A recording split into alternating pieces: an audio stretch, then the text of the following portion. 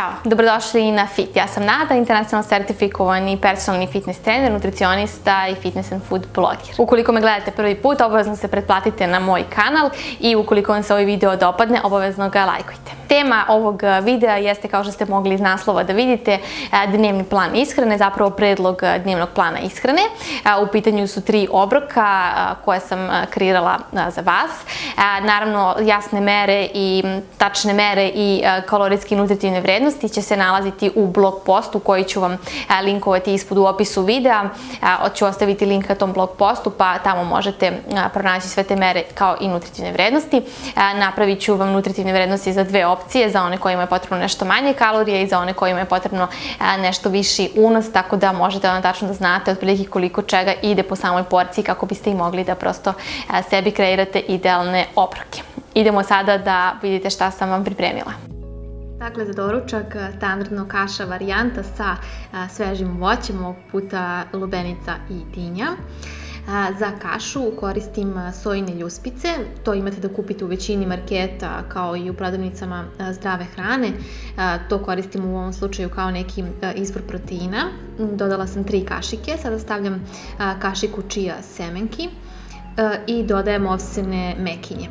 Što se tiče mera, kao što sam vam rekla, to ću staviti dole u opisu videa, tako da vi usklađujete mere u odnosu na vaše nutritivne i kalorijske dnevne potrebe. Dodajem potom i jogurt, naravno može mleko, voda, šta god od toga volite. I dodajem malo ovog mog miksa začina, dakle tu imam cimet, kakao i rogač. To ću sve promiješati i svaki od ovih sastojaka dosta upija vodu, tako da će se kaša prilično lepo izgusnuti tamo dok isečem lubenicu i dinju. Imam 1 krišku lubenice, 1 krišku dinje, to ću iseći na kockice i pripremiti. Ja generalno lubenicu jako mnogo volim da bude izuzetno hladna. To me nekako osvežava i baš mi je tokom leta u ovom periodu kada su malo i veće vrućine zaista najbolje moguće osveženje. Čak sam par puta probala i da blago zamrznem, dakle da na kratko ostavim u zamrzivaču i onda nakon nekih 15 minuta izvadim i jedem je tako. Ako niste probali, probajte obavezno. Jako je lepo. Evo vidite kako kaša izgleda posle kada se stegne. Prelazimo na ručak, kuvana varijanta, nešto za što vam zaista neće trebati mnogo vremena, a verujte mi, jako je ukusno.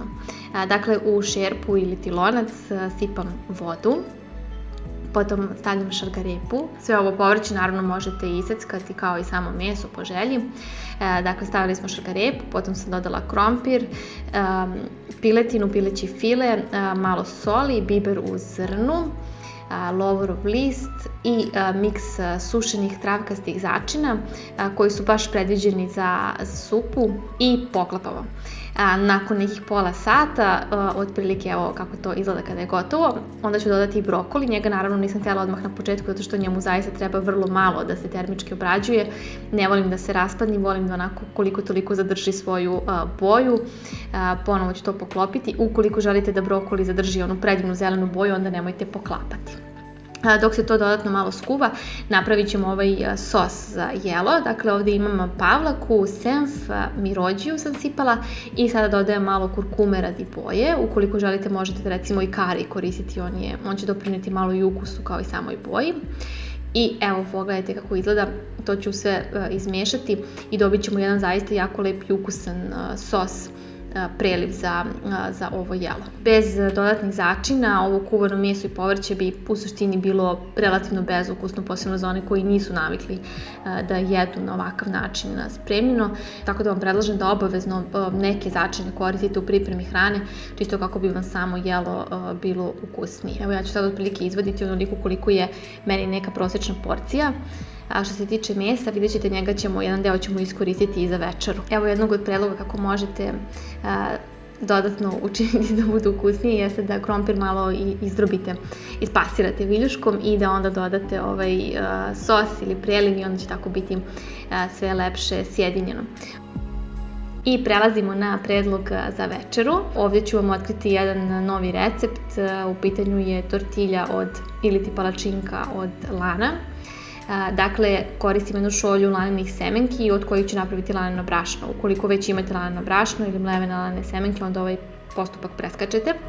Potom u šerpu dodajem otprilike 1 šolju vode i 1 šolju ovog mlevenog lana. Sve to mešam u šerpi naravno, dodajem sok koji je trebalo na početku da bi se lepše to se sjedinilo, ali nije strašno ni kasnije. I vidite kako ćete vrlo brzo mešanjem dobija se ovako jedna kao kompaktnija smesa.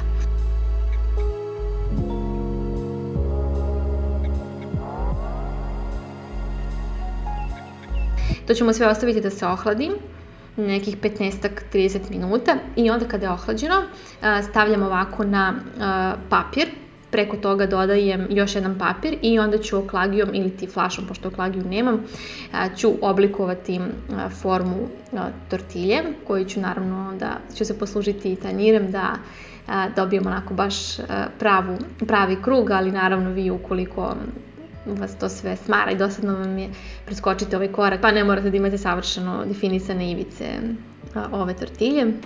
Potom ću u tiganj sipati vrlo malo ulja, čisto da se ne bi lepilo, premda ne bi trebalo uopšte da se lepi ova tortilja, ali eto za svaki slučaj. I ispeći ću na umerenoj temperaturi malo sa jedne, kao i sa druge strane. Pecite naravno uvijek na umerenoj temperaturi, čisto kako bi se sprečili da vam gori. Kada je gotovo, ostatak testa možete napraviti ovako kao mini pogačice, pa onda ih čuvati tako i imati za nekada kasnije. Sada prelazim na pravljenje tzatziki salate koji ćemo koristiti za filovanje ovih tortilja. Dakle, krastavac sam izrendala i ostavila da se ocedi od viška vode. Potom stavljam 2 kašike niskomasnog sira ili pavlake, što god imate. Dodajem 1 kašičicu belog luka u prahu, možete naravno i sveži beli luk. Dodajem potom naš krastavac izrendani. Ako hoćete baš savršenu tzatziki salatu, onda bi trebalo ovaj krastavac da dodatno upijete nekom recimo čistom kuhinskom krpom ili ubrusima, da upijete dodatno taj višak tečnosti, ali ne morate. Potom dodajem maslinovo ulje i mirođiju sam stavila. Sve to naravno promešamo, sjedinimo, namažemo na tortilju. Potom koristim ono kuvano pileće meso od ručka. Dodajem svežu seckanu papriku i to je predlog tortilje. Dodala sam naravno i paradajz kao salatu. Količinu tortilja naravno uskladite u odnosu na svoje nutritivne i kalorijske dnevne potrebe.